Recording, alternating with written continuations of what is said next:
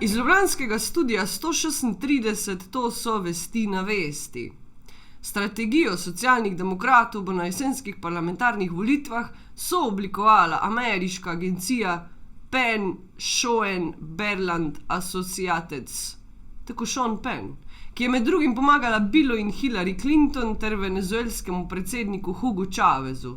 Glavni tajnik SD Uroš Javševec nam je ob tej novici zaupal, komu je Borut Pahor bolj podoben, Hillary ali Billu. Kaj pa veš? Sam upam, da ne tako, kot je Miheljak napisal Moniki Levinski.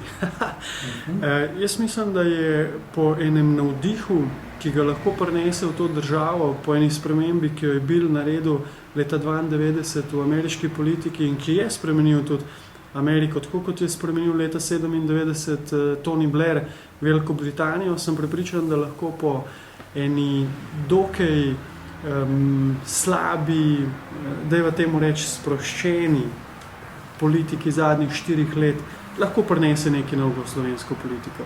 Ti, samo se tudi zdi zdaj, ko je želih omenil, da je malo pa res Moniki podoben. Malo imata podoben nos pa take. Javševec je spregovoril tudi o morebitni zlorabi YouTubea za namene negativne kampanje. Zelo sem ti hvaležen za ta pogovor. Jaz do zdaj sem sam razmišljal o tem, da bi kakšne kikse njihove gor dali, pa to ne, ampak mogoče bomo razmišljali še kaj naprej, ampak dvomim pa, da bi na njihove zadeve poslali ljudi z našimi kamerami, da bi jih potem tam na kiksih lovili in dajali potem to na internet, ampak mogoče so pa zdaj komu dala kakšno idejo. Meni sta dala eno ful dobro idejo. Jaz imam doma še en film, tako malo, 5 let star. Malo je gov, sam bojo ga že vzeli. Bom dala ga na YouTubeu, te videli ga. Kobilarna Lipica je lani prvič poslovala pozitivno, po besedah predsednika sveta kobilarne Mihe Brejca, to je on, z metuljčkom. Lipica potrebuje golf in ne golf Lipice, soda. Direktor kobilarne Matjaž Pust je pa povedal, kaki bojo sinergijski učinki raznolike ponudbe. Raznolike ponudbe, kaj se imajo sam bele, ko je tam? Sinergija je točno v tem, da je, če bi marketinško se izražal, USP Lipice je konj in kobilarna. Lipica danes zaposluje 180 ljudi. Od tega imajo po 3 otroke, se pravi 500 ljudi, z tega je približno odvisnih od teh prihodkov, ki jih Lipica ustvarja. Tako da mi iz tega stanja danes moramo nekaj narediti. Če je to bilo vaše vprašanje, kot sem razumel, ali pa pomislek. Najlažje je pa ukiniti nekaj. To je pa najlažje. Soda, ukinite vse. Kar vse ukinimo, pa bomo pa videli, kdo bolj glasen, ja. Notranji minister Dragutin Mate je policistom v uporabo predal 14 novih motornih koles in tudi sam preizkusil udobje novih motorjev. A bi se usedel tudi tam motor, za eno dobro sliko? Ja, boste pa napisali, da se vozim z motorjem, za katerega nima gostir. Ni nobene garancije.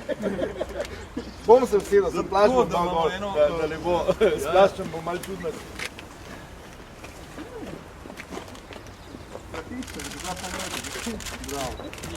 Bravo. Teža ni tako velika, ko se vidim, ne, da je težko pobrati. Sem še teva boljš, ko moj APN Tomosov. Veš, kako sem se sfurala, po polo, gr pa dol z njemu, rjave barve je bil. Direktor davčne uprave Ivan Simič je napovedal stilsko preobrazbo virtualne davčne svetovalke Vide. Aja, mogoče bo tam Vita zdaj ratala ona. Vida je preoblečena in že pripravljena nova, torej pričakujemo, da bomo v mesecu aprilu na tiskovni konferenci predstavili novo obleko, tako da Vida je že ostrižena in ima novo obleko. A ima ista blond lase ali ste tudi farba? Ne, mislim, da je barva tudi spremenjena. Pri katerem frizerju je bila? To pa ne bomo povedali. Okay. O tožbah učiteljev z višjo izobrazbo, komentar dneva, Branimir Štrukelj. Zgodba o 2500 vloženih tožbah učiteljev z višjo izobrazbo je v bistvu zgodba o razumevanju pravne države in samostojnosti pravosodne veje oblasti. Pred 5 leti je eden od učiteljev z višjo izobrazbo vložil na sodišče tožbo, ker mu je država po njegovem razumevanju zakona za 5% preveč znižala plačo, ker ni imel visoke izobrazbe. Sodni mlini so mleli in lanskega decembra je prišel do konca. Vrhovno sodišče mu je dalo prav in financerju naložilo, da mu za 5 let nazaj z zamudnimi obrestmi poračuna premalo izplačano plačo. Po odločitvi Vrhovnega sodišča so tudi drugi učitelji, ki se jim je zgodilo enako, vložili tožbe. Reakcija Ministrstva za šolstvo je bila nenavadna. Namesto, da bi sprejelo izvensodno poravnavo, ki jo je predlagal SVIS, je okrcalo sodišče, da sprejema odločitve, ki škodijo učiteljem. Minister Zver je v smislu ne priznajem ovaj sud poskušal odločbo Vrhovnega sodišča zaobiti. Povoziti jo je hotel s predlogom Državnemu zboru, da s spornim pravnim institutom avtentične razlage zakona za nazaj spremeni vsebino spornega člena. Mimogrede, institut avtentične razlage zakona korenini v ustavi Sovjetske zveze iz leta 1936. Prevzele so ga vse 3 jugoslovanske ustave, prikradel pa se je tudi v Poslovnik Državnega zbora Republike Slovenije. V demokratičnih sistemih zakone razlaga sodna veja oblasti, ne pa da zakonodajalec razlaga samega sebe. V našem primeru je šlo za poskus grobe zlorabe tudi sicer ustavno spornega, vendar legalnega pravnega sredstva. Ni presenetljivo, da je bila ta točka zadnji trenutek umaknjena z dnevnega reda izredne seje parlamenta. Presenetljivo je, da se je tako očiten poskus nepriznavanja vrha sodne veje oblasti sploh pojavil na dnevnem redu Državnega zbora. Odnos izvršilne oblasti do sodne veje oblasti spominja na nakupovanje. Če ti paše, vzameš, če ti ne paše, pustiš in greš naprej. Sam res, ala? Jaz nič ne zastopim, sam nekaj povem. To je kot tak precedens. Nekaj takega, ja? Se reče precedens. Točno to. Slovenija, Slovenija, Slovenija. Kulturac. Ej, ja, veš, da so bili Viktori še ta vikend, sam sta se naše dve boja tek napile na onem žuru, da pol nista sploh materijala še prinesle. Sam se Viktori so bili, eni so jih dobili, eni jih niso dobili, pa kaj pa tako.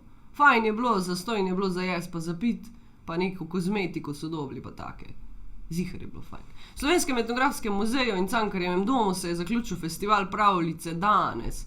Ajda Ros je pripovedovala pravljico Kam me nese pisani dežnik proti jugu. Moj dežnik je lahko balon in cel svet je lahko moj dom. Jaz mislim, da je v bistvu zelo pomembno, ko pravljice pripoveduješ, da nekako poslušaš oziroma da si zelo pozoren na to, kaj se dogaja z otroki, da gre to za neko prelivanje med pripovedovalcem, se pravi, in med publiko. Da nekako pozorno slediš, a zdaj otroci poslušajo, a se mogoče nekaj izgubili nit, pa jih potem spet poskušaš znova pritegniti, ali pa recimo, če jih je strah, da si fleksibilen, kar se tega tiče. Gr na odru dvorane Gustaf v Mariboru je dramatičarka, dramaturginja in producentka Simona Semenič uprizorila predstavo Jaz žrtev. Božjasne napade sem začela imeti prej na 11 letih, približno takrat se ne spomnimo več točno, mislim se ne spomnim tudi ne vemo, ker to najprej so bile ene take majhne odsotnosti, ker pač ne so nobeno škodile, nobeno motle in potem so začele postajati moteče. Med napadi sem se začela bolj in bolj slini. Da bruham, so rekli sošolci, a ne sem bruhala, sem tudi ne sem znala pojasniti, kaj se mi dogaja. Tako da sem enemu takmu v blagi, mohla postud v kuli in slina teče od mene. Sama veš ti, da danes je sveti Patrik dan. Tako da danes ima en Patrik Zihard God. Patrik Greblo, recimo. No, St. Patrick zdaj se reče, po domače pa Primož to, po mojem. Že v petek je skupina Bir Beli v Kranju predstavljala svoj prvenec Aui Fel O'Malley, inštruktorca irskega plesa v Sloveniji, pa je čestitala ob današnjem prazniku. Tudi Irci imajo tako zakomplicirana imena, jaz ne vem.